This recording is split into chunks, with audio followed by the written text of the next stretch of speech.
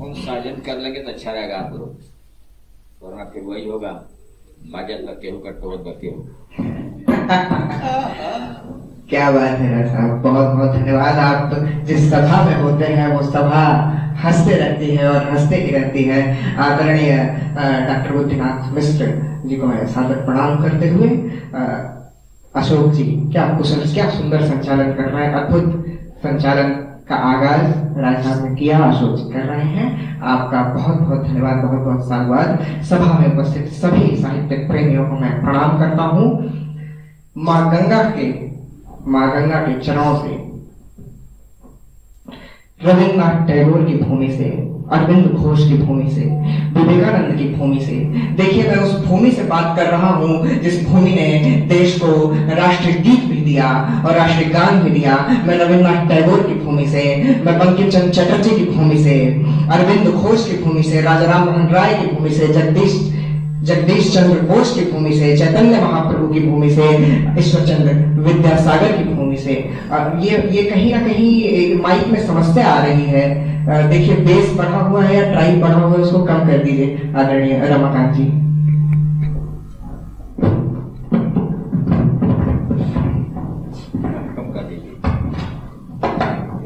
Hello जी जी, अब शायद ठीक होगा।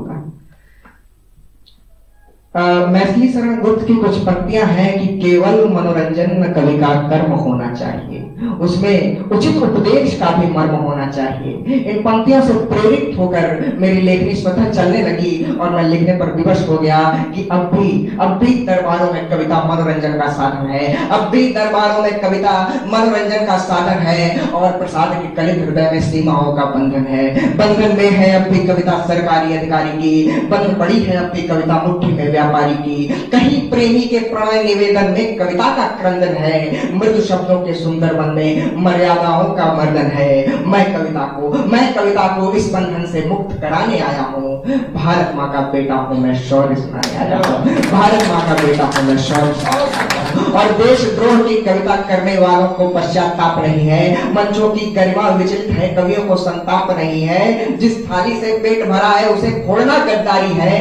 पगडंडी को घायल करना कुछ और नहीं है, मक्कारी है। पगडंडी को घायल करना कुछ और नहीं है, मक्कारी है। गांव की गलियों की बेटी है कविता कोयल सी चिड़िया, गांव की गलियों की बेटी है। गांव और गलियों से ताल्लुकात रखने वाले आदरणीय बुद्धिनाथ मिश्र जी के समक्ष मैं इस कविता का पाठ कर रहा हूँ। ये मेरा अपने आप में सौभाग्य का विषय है। गांव की गलियों की बेटी है कविता कोयल सी चिड़िया, पूंजीवादी पिंजरे में पलती नहीं है नभ की परियां। मैं कविता को इस बंधन से मुक्त कराने आया हूँ। भारत माँ का बेटा हूँ मैं, शौर्य सुनाने आया हूँ।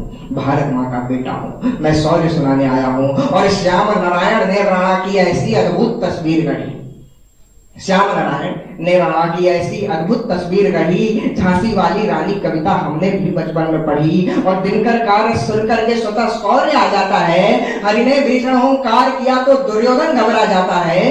पुष्प ने माखनलाल चतुर्वेदी, पुष्प ने अभिलाषा की तो ऐसी अभिलाषा कौन करे। पुष्प ने अभिलाषा की तो ऐसी अभिलाषा कौन करे। मातृभूमि पर मरने वाले वीरों का तर्पण कौन करे। झुमका मातृभूमि पर मरने वाले वीरों का तर्पण कौन करे। और झुमका ठुमका केसु के वर्णन से कवियों उठ जाओ, झुमका ठुमका केशु के वर्णन से कवियों उठ जाओ। केशव के चक्र सुदर्शन पर कविता को बैठाओ। जब गलियों चौबारों से कोई कवि उठाएगा, जब गलियों चौबारों से कोई कवि उठाएगा। तुलसी सामारस में जब कोई कविता को अपनाएगा। शहर शहर और गांव गांव में राम को पूजा जाएगा। विप्लवकारी हुंकारों से शत्रु जब थर्राएगा। कविता अपनी सार्थकता पर तब जाकर मुस्काएगी जब हिंदी की बेटी कोई कविता को अपनाएगी, जब हिंदी की बेटी।